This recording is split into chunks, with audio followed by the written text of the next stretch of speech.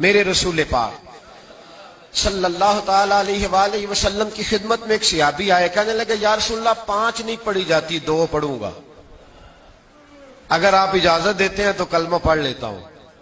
حضور 5 نہیں پڑھی جاتی 2 پڑھوں گا۔ صحابہ کہتے ہیں ہم نے کہا تو نہیں کلمہ پڑھنے آیا، تو پڑھ ہی نہیں سکتا، اس لیے کہ جب تک نماز کی گنجائش ہی نہیں ہے تجھے کیسے ملے گی، تو نہیں پڑھے گا۔ تو کہتے ہیں حضور نے دوسری دفعہ پوچھا کیا کہتے ہو، کہا حضور 2 پڑھوں گا 5 نہیں پڑھی جاتی۔ نبی پاک نے فرمایا کلمہ پڑھ 2 ہی پڑھ لینا، آ جا دین میں آ حکمت کے ساتھ، تو 2 ہی پڑھنا، آ تو صحیح نا، پہنچ تو صحیح، 2 ہی پڑھ لینا۔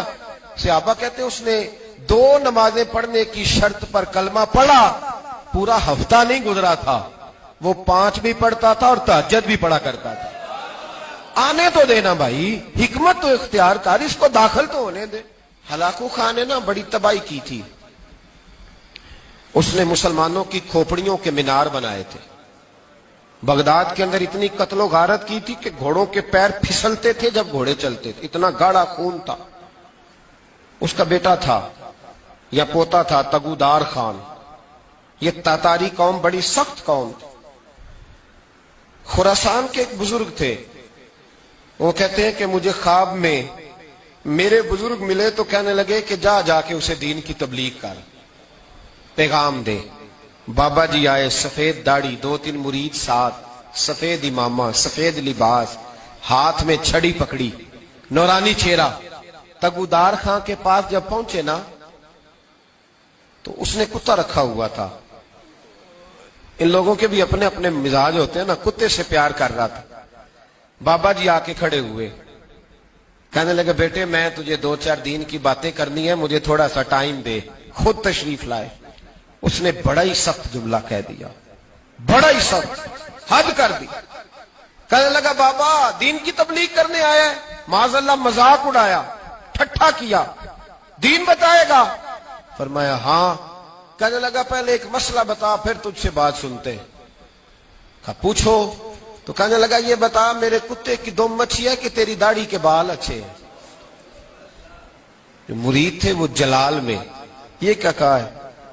حضرت جی نے بات سنی تو آنکھوں میں آنسو آ گئے، کہنے لگے یار تو نے تو مجھے عجیب یاد دلا دی ہے، عجیب سی یاد کرا دی۔ لگا کیا ہوا؟ فرمانے لگے سن اس کا جواب، تو اس کتے کا مالک ہے تو میرا بھی کوئی مالک ہے۔